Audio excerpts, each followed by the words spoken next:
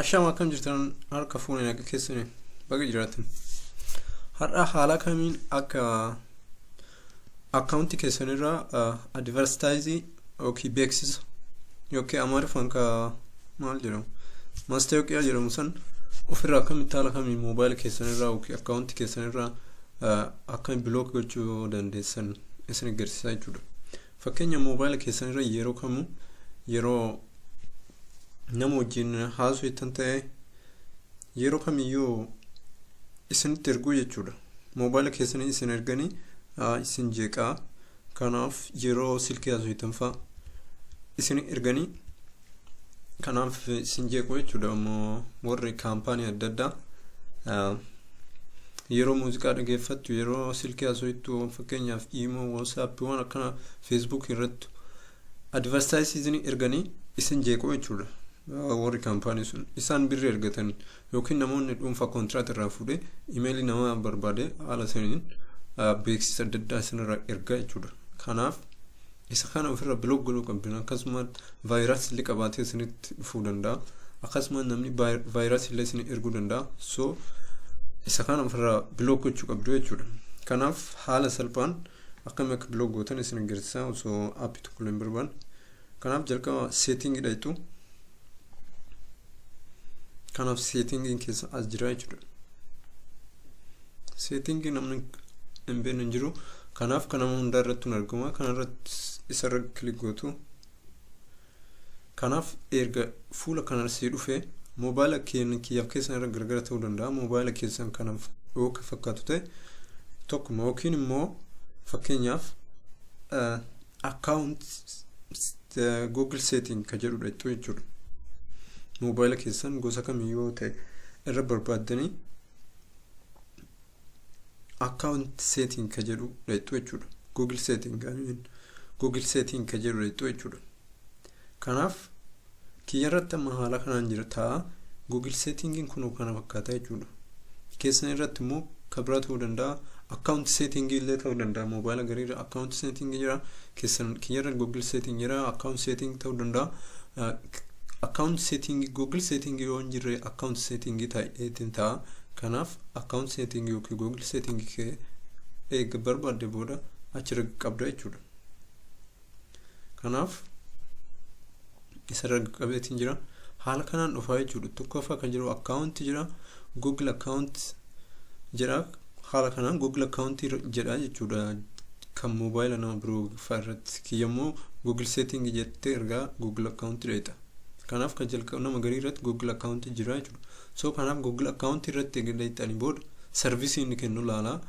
Kanaaf advertising kun isa servicii tokkoffaadha jechuudha. Googlein kana isin ergaa isaan birrii irraa argatu waan ta'aniif kana isin erguuf birrii irraa argatan garuu isin nama jeeqaa vayirasii ta'uu danda'a waan adda addaa isin erganii kanaaf wanni jedhanii jechuudha. Kana ofirra bilook gochuu ni dandeettu garuu warri moobaayila kana hojjete akka dirqamaan sittin ergine fedhii kee irratti hundooyte beekumsa qabattee akka irraa ofirraa bilook gootoo dandeetti akka ofirraa bilook godhuu dandeessu sun jira jechuudha. Kanaaf advertise jedha jechuudha. ADS jedhu kun advertise dha yookiin beeksisa jechuudha.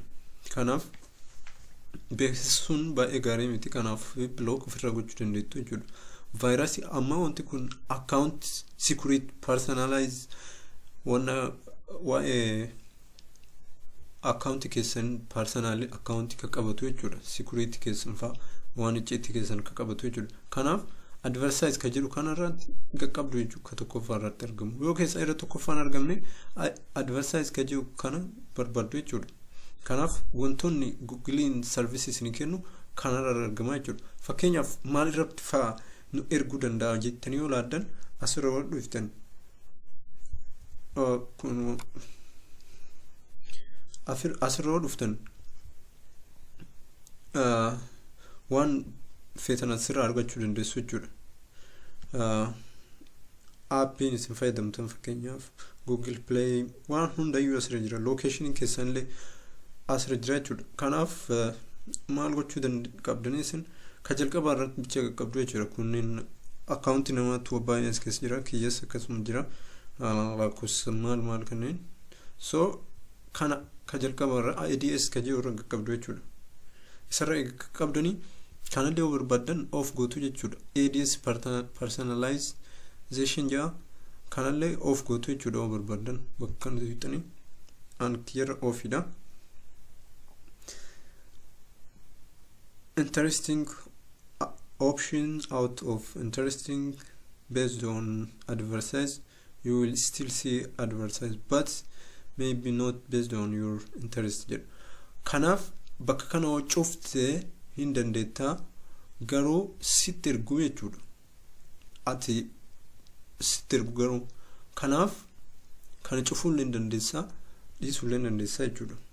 An hin cufeeraan kiyyarratti. Kanaaf yoon barbaanne ta'e kanallee cuftuu jechuudha. Cufaadha kun baay'ee cufamuu qaba. Kanaaf kaa'amuu gochuu qabdan immoo baay'een isaa kan ergamu Google account keessan irraa jechuudha. Advertise keessan irraa advertise by Google kan jedhu Google irraa kan ergamu kana baay'ee barbaachisaa akka ta'e isa kana Google advertise by Google jedha ads by Google kan jedhu kan erga qabdu jechuudha. Isa erga qabdanii kanaaf page kana dhufaa jechuudha.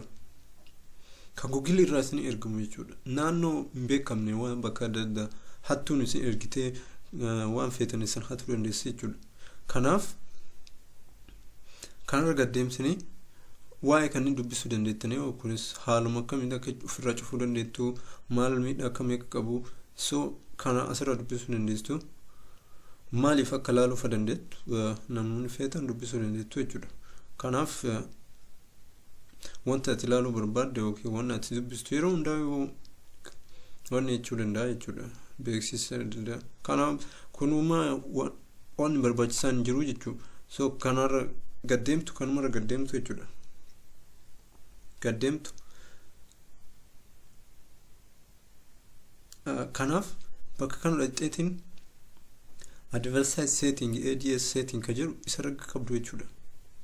Visit the advertise setting in your browser to control the use of your Google profile for advertise ads.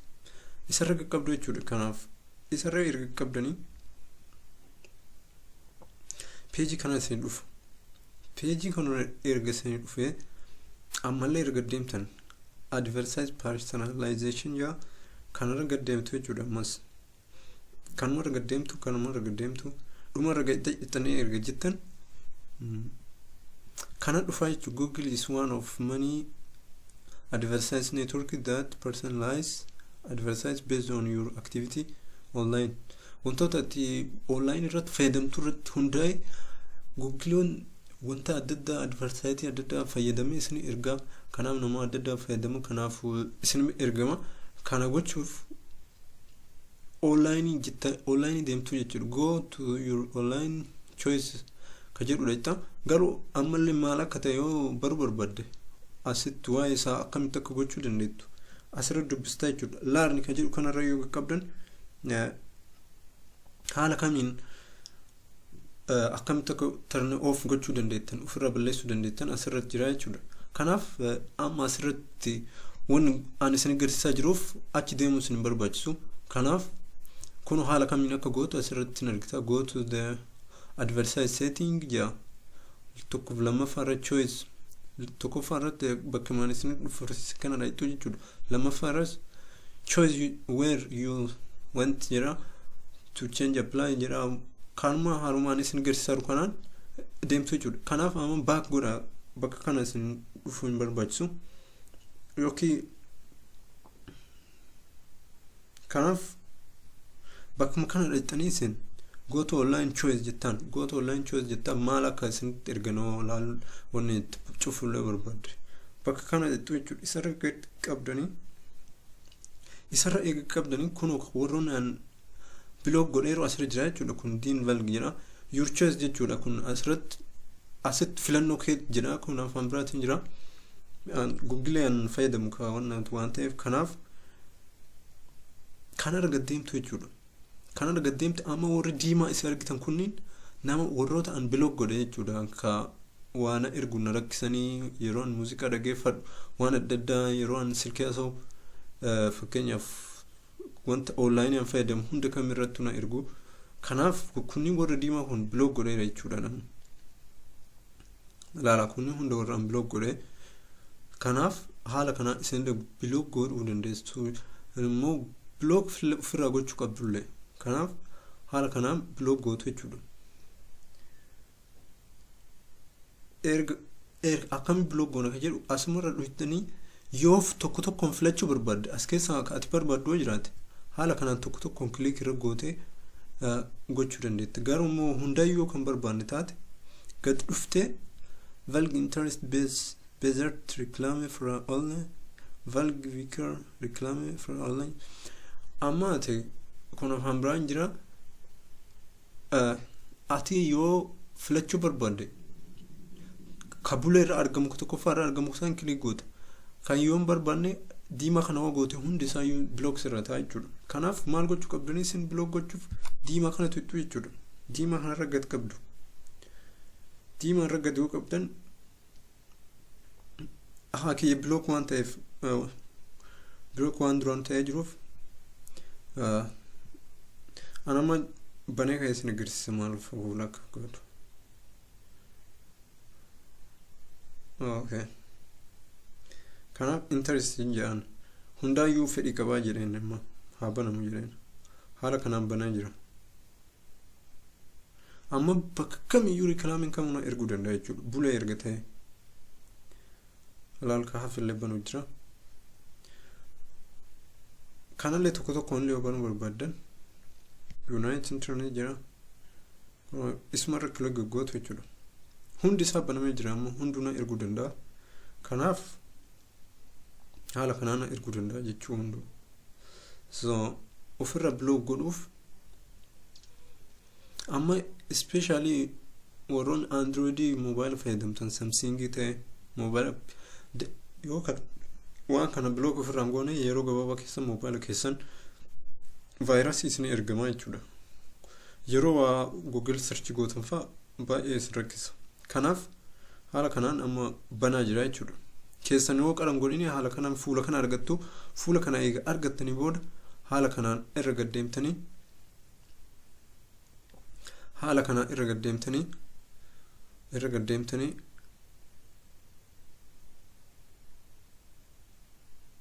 haala kanaan irra gaddeemtanii velg victi kana filadhu siin jedha asirratti interestii qabdaa hin qabdu jedhee si gaafata kanaaf kadiima kana irra tuytu jechuudha amma ofirraa cufuu barbaanna kana kadiima irra cufee jira amma cufamu jira jechuudha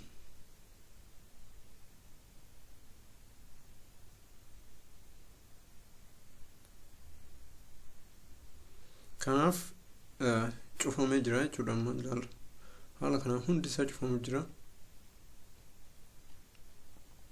kana haala kanaan haala salphaan aappii tokkollee sun barbaan advertise yookaan beeksisa adda addaa yookiin maastaawoqiyaa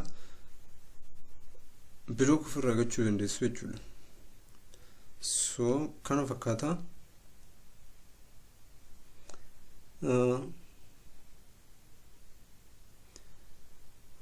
haala kanaan kadiidillee jira akkana irra deemtanii gochuu dandeessu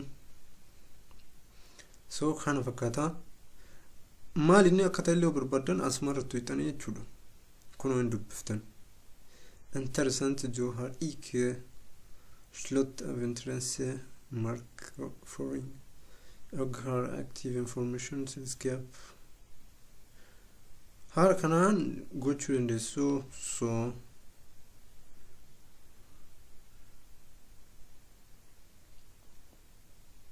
slow up